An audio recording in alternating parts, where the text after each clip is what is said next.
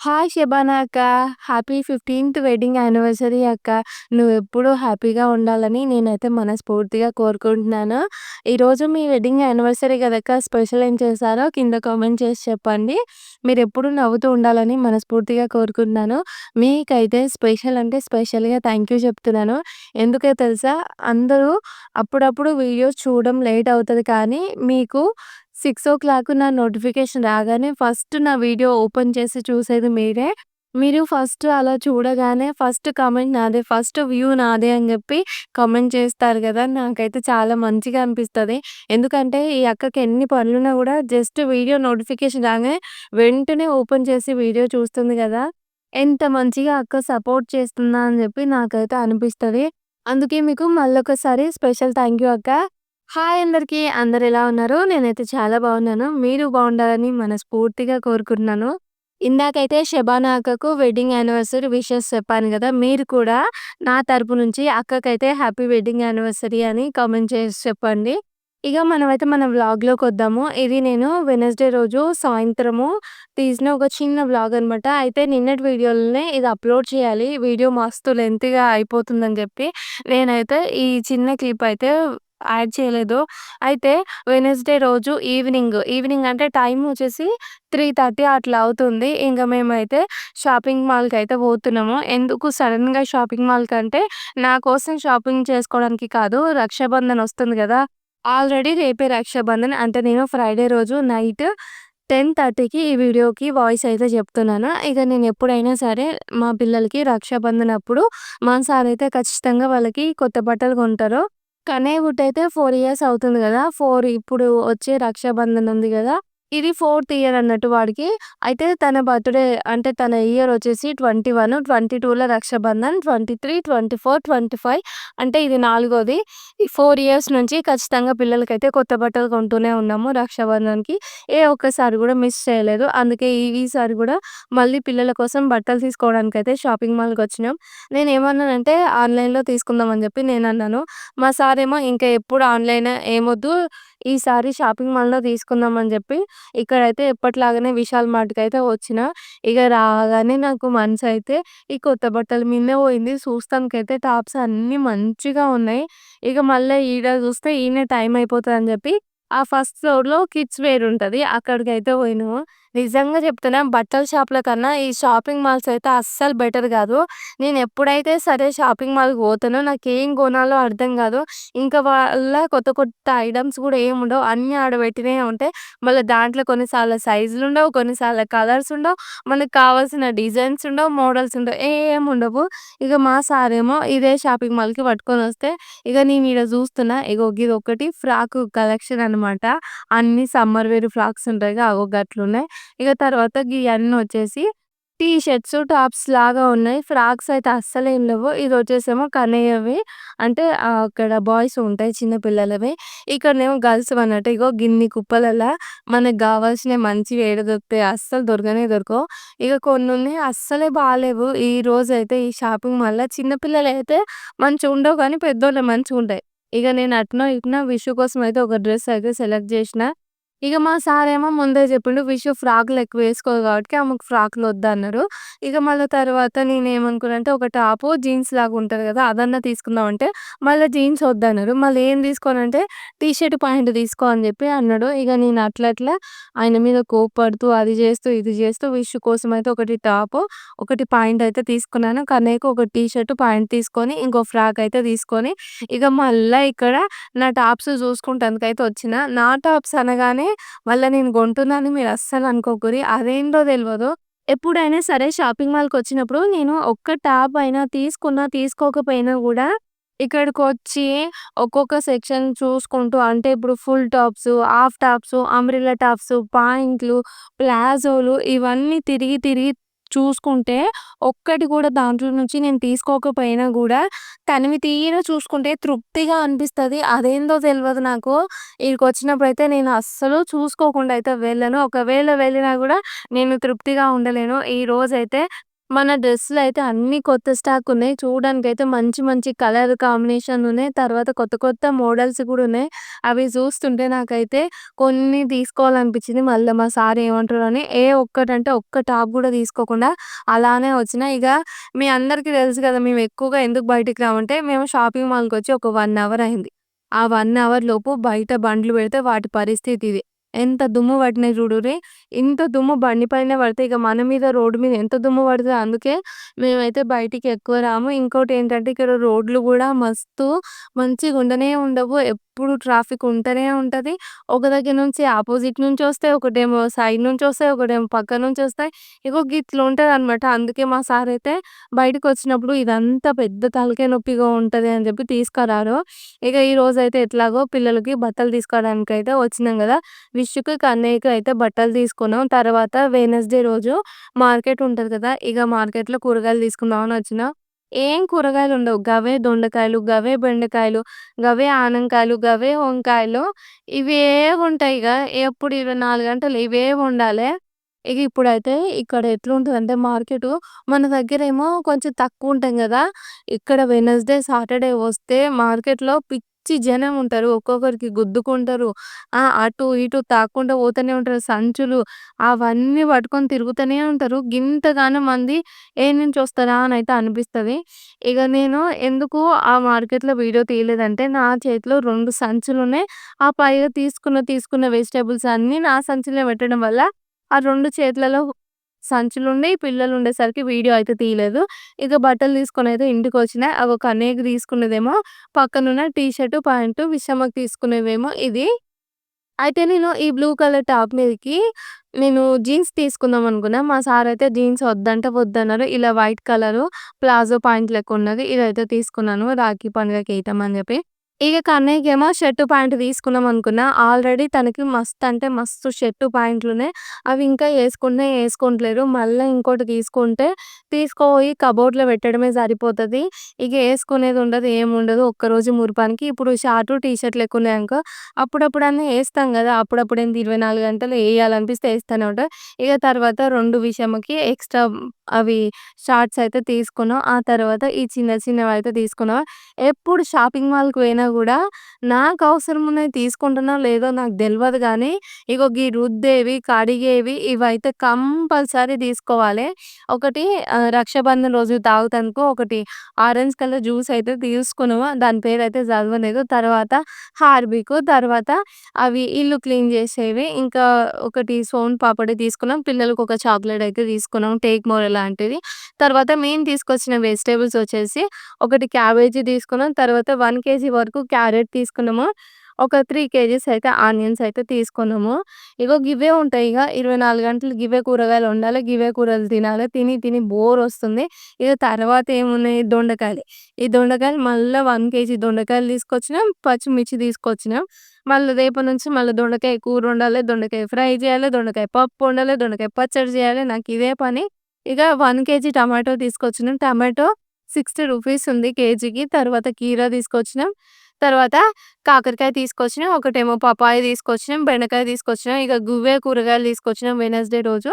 ఇప్పుడైతే థర్స్‌డే రోజు morning vlog అన్నట్టు ఇది. ఇగ ఈ రోజు గూడా లేచేసరికి 6:30 అయిపోయింది. చెప్పినా కదా! నిన్న వీడియోలో ముచ్చట సరిగ్గా టైంకి లేస్తలేనని జెప్పి. ఇగో నైట్ గూడా గదే పరిస్థితి.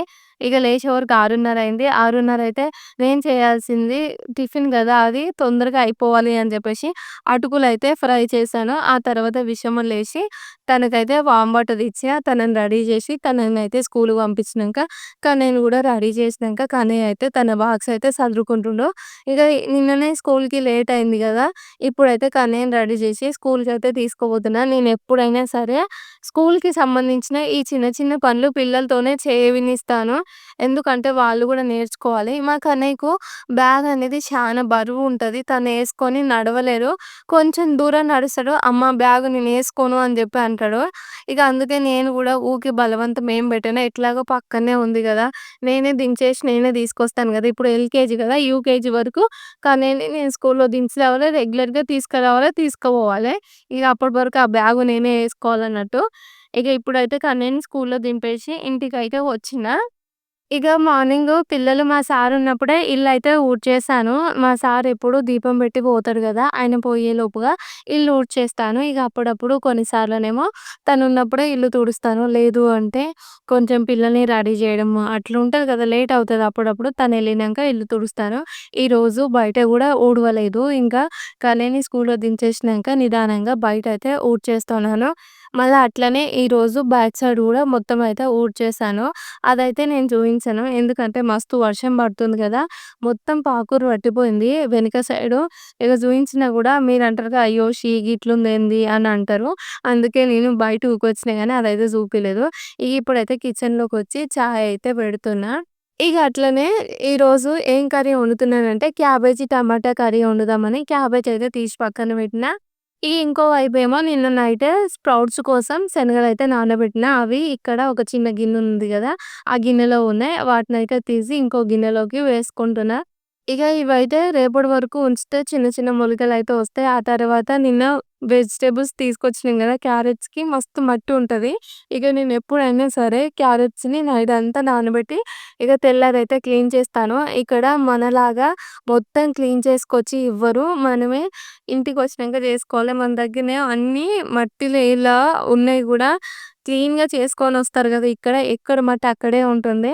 ఇగ ఆ బురదంతా పోదు గాబట్టి నేను నైట్ అంతా క్యారెట్స్‌ని నానబెట్టి తెల్లారైతే క్లీన్ చేస్తాను. ఇప్పుడైతే అన్నిటిని క్లీన్ చేసిన తర్వాత అక్కడ టేబుల్ మీద పెట్టినా. అవన్నీ ఆరిపోయిన తర్వాత ఫ్రిడ్జ్‌లో అయితే పెడతా. ఇగ ఎప్పటి లెక్కనే బియ్యం అయితే కడుగుతున్నా. ఇంకో వైపు అయితే హీటర్ పైన చాయ్ అయితే అయితుంది. నేను నిన్నటి వీడియోకి వాయిస్ చెప్పలేదు. అందుకే నేనేమనుకుంటున్నానంటే, ఇప్పుడు చాయ్ తాగిన తర్వాత అన్నము, కూర తర్వాత వండుదాము. వీడియో వాయిస్ చెప్పినంక వంట చేసుకుందామని జెప్పేసి ఫస్ట్ అయితే ఇవన్నిటిని ఇట్లనే పెట్టినా. ఇందాక టిఫిన్ చేసినా గదా! టిఫిన్ అంతా పిల్లలకి బాక్స్‌లో పెట్టేసిన. ఆ గిన్నె గూడా ఖాళీ అయిపోయింది. పాలాంటి వచ్చింది. ఇప్పుడు నేను పాలు వేడి జేయడానికి ఒక 30 మినిట్స్ టైం పడతది గదా! అని జెప్పి పైనైతే మూత పెట్టి ఇప్పుడైతే నేను బట్టలు ఉతకాలే, అన్నం వండాలే, కూర వండాలే, పాలు వేడి జేయాలే. తర్వాత ఇంకా చిన్న చిన్న పనులన్నీ ఉన్నాయి. టైం వచ్చేసేమో 8:59 అంటే 9 అవుతుంది గదా! ఇప్పుడు వాయిస్ చెప్దామనైతే ఇంక వచ్చేసాను. ఎప్పుడైనా సరే నేను చాయ్ తాగేటప్పుడు వాయిస్ ఏం చెప్పను. జస్ట్ నిన్న క్లిప్‌లో చూయించాను గదా! జస్ట్ 10 నిమిషాలు రిలాక్స్ కోసమే నేను చాయ్ తాగుతాను. అప్పుడైతే ఫోను చూస్తాను. ఈరోజు వాయిస్ చెప్తున్నాను గదా!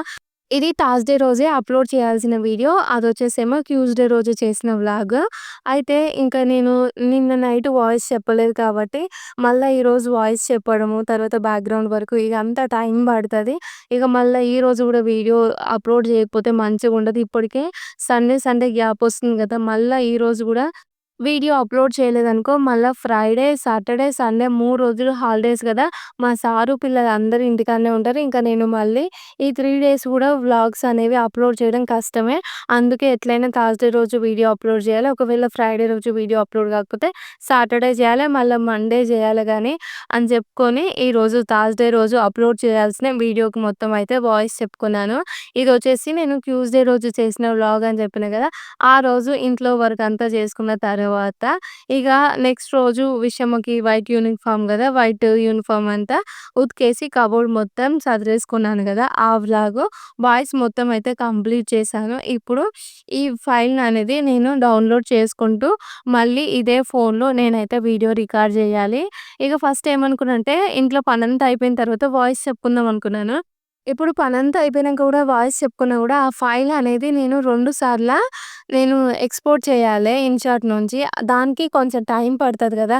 ఇప్పుడు వాయిస్ చెప్పడం అయిపోయిన తర్వాత, ఆ ఫైల్ అనేది డౌన్‌లోడ్ అయితుంటే, నేను మళ్ళీ అది బ్యాక్‌గ్రౌండ్‌లో అంటే దాన్ని బ్యాక్‌గ్రౌండ్‌లో పెట్టేసి, తర్వాత వ్లాగ్ అనేది రికార్డ్ చేసుకోవచ్చు. అదే ఇప్పుడు నేను పనంతా అయిపోయినంక ఎడిటింగ్ చేసి వాయిస్ ఓవర్ జెప్పిననుకో, ఆ వీడియో ఫైల్ అనేది అప్‌లోడ్ అయ్యేదాకా అంటే డౌన్‌లోడ్ అయ్యేదాకా నేను వెయిట్ చేయాలి. ఆలోగా వీడియోకి సంబంధించిన థంబ్‌నెయిల్ గానీ, లేదు అంటే వేరే వీడియో ఎడిటింగ్ గానీ ఇవేవి ఉండవు.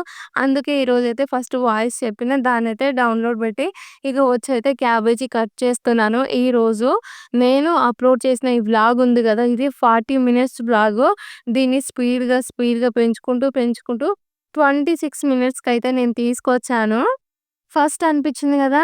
2 పార్ట్‌లలాగా వ్లాగ్‌ని అప్‌లోడ్ చేద్దామని అనిపిచ్చింది. మళ్ళేమనిపిచ్చిందంటే ఈరోజు ఫ్రైడే. నేను ఈరోజు నైట్ వాయిస్ చెప్తున్నానన్నాను గదా! ఫ్రైడే రోజు 10:30కి వాయిస్ స్టార్ట్ చేస్తే ఇప్పుడు ప్రెజెంట్ 11:19 మినిట్స్ అయితే అవుతుంది. ఈరోజు వరలక్ష్మి వ్రతం గదా! మంచిగా పూజ అయితే చేసుకున్నాను.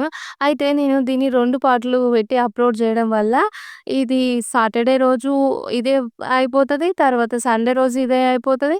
నేను వరలక్ష్మి వ్రతం రోజు చేసుకున్న పూజ ఉంటది కదా! మీకు మండే చూపియాలె.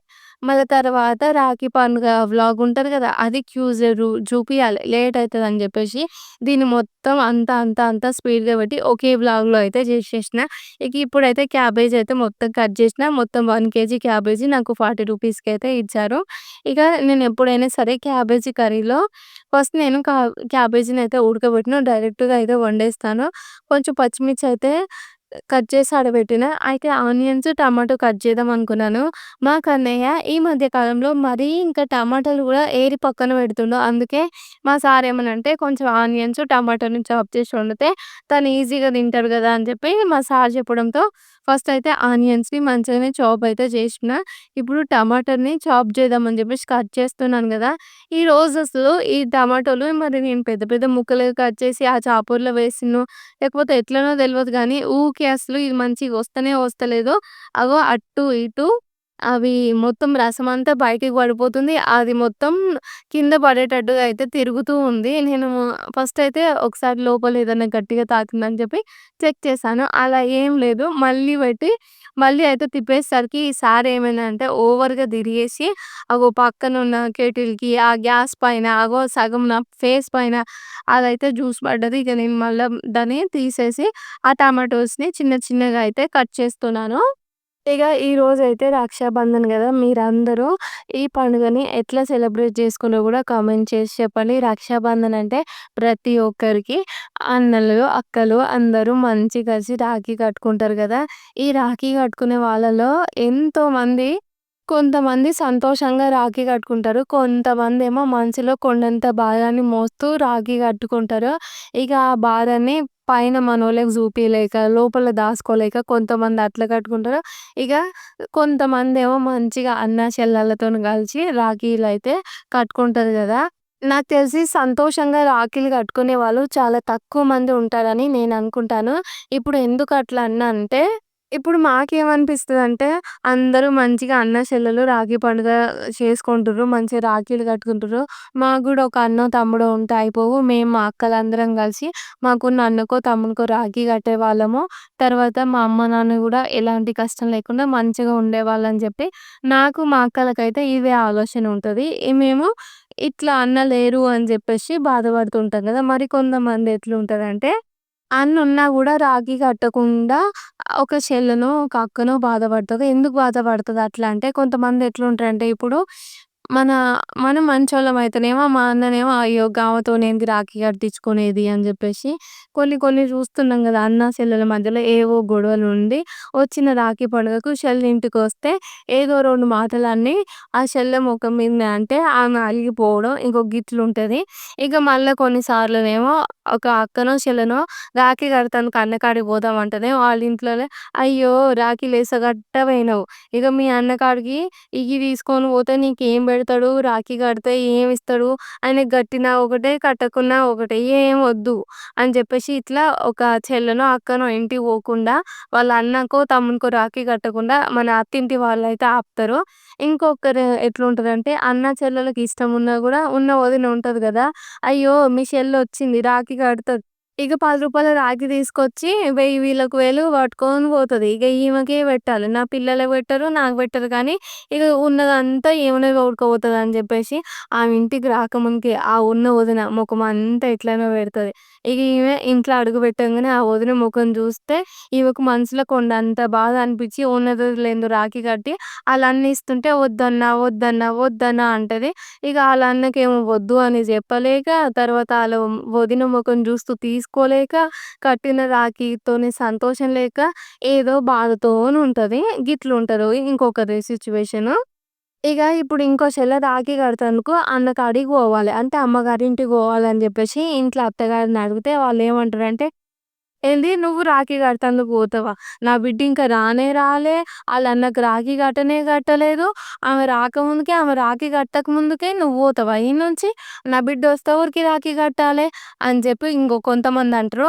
ఆ వచ్చే ఆడబిడ్డ ఉంటది కదా! ఆమె వచ్చి ఆళ్ళ భర్తకు రాఖీ కట్టాలంటే ఆళ్ళ వదిన గూడా పక్కనే ఉండాలే. సరే అన్న వదినలకు రాఖీ కలిపి కడతారు. మంచిగానే ఉంటది ముచ్చట. కానీ ఆ వచ్చే ఆడబిడ్డ ఉంటది కదా! పొద్దుగాల నుంచి ఎదురు చూస్తే ఇగ వస్తున్నా, వస్తున్నా, వస్తున్నా అని చెప్పేసి 4, 5 అయితది. సాయంత్రం వరకొస్తది. ఈలోపుగా ఉన్న వదినకు అన్ననో, తమ్ముడో ఉంటాడు కదా! ఆమెకు గూడా పొద్దుగాలనే పోయి ఆళ్ళన్నకు కట్టాలని మురిపేం ఉంటది కదా! అగో గట్లుండదు. ఆ వచ్చిన ఆడబిడ్డ వచ్చేదాకా ఉండి ఆమె రాఖీ కడితే ఆళ్ళ అమ్మగారోళ్ళ ఇంటికి పోవాలి. మళ్ళా ఉన్నోళ్ళు ఎవలన్నా తోడు పోతారా అంటే అట్లా తోడు పోరు. ఆమె వచ్చి రాఖీ కడితే 5 అయితదో, 6 అయితదో, చీకటైతదో, తెల్లారైతదో. ఆమె ఒక్కతే పోయి ఆళ్ళ అన్నకి రాఖీ కట్టాలి. అప్పుడు ఎట్లా అనిపిస్తది? ఇప్పుడు మీరెట్లయితే వచ్చిన బిడ్డ గురించి నా బిడ్డ ఇంకో వస్తలేదు, రాఖీ కడతలేదు అని చెప్పేసి మీరెట్లా ఆలోచిస్తారో అవతల ఆళ్ళ అమ్మ, ఆళ్ళ అన్న, ఆళ్ళ తమ్ముడు ఆమె ఉన్న ఆమె గురించి కూడా అట్లనే ఆలోచిస్తారు. అదే ఇప్పుడు అట్లుండ్రనుకో ఆడబిడ్డ ఏం చేయాలి? అరే! మా వదిన ఆళ్ళ అమ్మగారింటికి పోయి ఆళ్ళ అన్నకి రాఖీ కడతది. నేను పొద్దుగాల పోయి మా అన్నకి రాఖీ కడితే మా వదిన పోతది. నాకెట్లనో తనకు గూడా అంతే సంతోషం ఉంటదిగా అని చెప్పేసి ఆడబిడ్డ ఆలోచించాలి. కానీ అట్లుండదు. ఆ! నేను పోంది మా వదిన పోనే పోదు. నేనేం చేస్తా ఇప్పుడు పోతనా?